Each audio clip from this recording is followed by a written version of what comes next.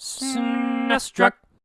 I thought for a change of pace this week, we'd take a look at the 3 classic WWF arcade games. There is a 4th, WWF Royal Rumble, that came out in 2000 and was ported to the Dreamcast, but for the life of me, I cannot get the ROM to work, so I have to stick with these 3. Sorry. The first being WWF Superstars, which came out in 1989. And yeah, as you can see, this game actually has quite a bit going on with the gameplay despite how simple it looks. Yeah, you punch and kick, but out of the grapple you can toss them, throw them into the ropes, or go into a headlock where you can do moves specific to your character, like Macho Man's suplex, Hulk Hogan's pile driver, or the Ultimate Warrior's gorilla press. So yeah, finishers are all here too. They're a bit tricky to pull off for some people, but most of them are pretty easy. What I really love about this game, however, is that you can fight outside the ring. You can pick up a freaking table and swing it at people. That is awesome. The best part of WWF Superstars, though, is the roster of wrestlers. This is just quintessential golden era WWF wrestling right here, with Hulk Hogan, Ultimate Warrior, Macho Man, Honky Tonk Man, Hacksaw Jim Duggan, and the Big Boss Man. You form a tag team with 2 of these guys, so yes, of course this game is multiplayer, and you fight for the right to face the tag team champions, the $1 Million Man Ted DiBiase and Andre the Giant. Sadly, they're not playable characters, but you can monkey around with the ROM and unlock them. However, do so at your own peril because it makes the game super glitchy. But yeah, WWF Superstars is a great time and a cool throwback to the golden age of wrestling.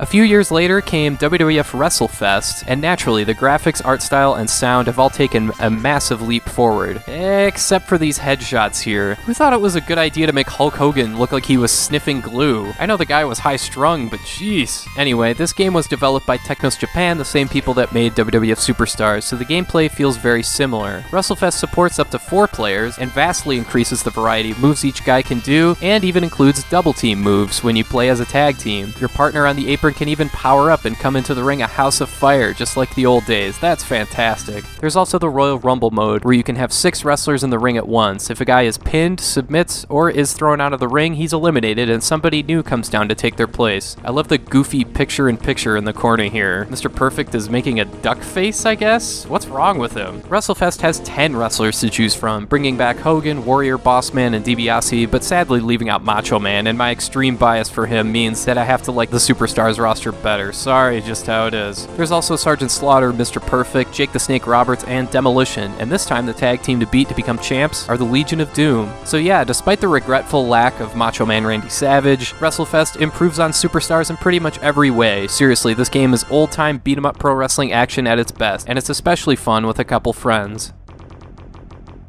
Last we come to WrestleMania, the arcade game, and yeah, immediately you can tell this game is much different than the previous 2 games, but thankfully not in a bad way. The home console ports on Super Nintendo and Genesis may be kind of limited and get stale after a while, but the original arcade game is very lively with a ton of energy, not to mention 2 extra playable characters in Yokozuna and Bam Bam Bigelow. The main selling points here are the digitized graphics, which are really impressive looking, but this game has a strange cartoony quality to it that might turn some people off. It's still really impressive looking nonetheless. There's all the crap that flies out of your character when you get hit, like hearts fly out of Bret Hart and razors and gold chains and shit come out of Razor Ramon. Sure, okay. There's also weird stuff like Doink the Clown pulling out a mallet out of nowhere, Bam Bam hitting you with fists engulfing flame. That's really what the action is predicated on here. There's less of an emphasis on grappling and doing wrestling moves and all that. Some of that is here, but it's more geared toward just kicking the crap out of each other beat 'em up style while upping your power meter so you can unleash a crazy special move. WrestleMania the arcade game came out in 1995, and the one thing this game definitely does well is capture how goofy wrestling was at the time, during that whole next generation era.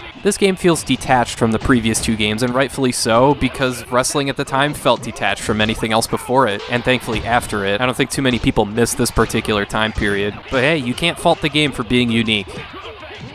So there you have it. Each of these games all have their strengths. WrestleFest is 4-player compatible with a ton of moves and finishers. WrestleMania the arcade game perfectly sums up the mid-90s WWF and provides a surreal cartoony experience. And Superstars has, well, it has Macho Man, okay? It doesn't need anything else. Alright, so that's it for now. Thanks for watching, and have a great rest of your day.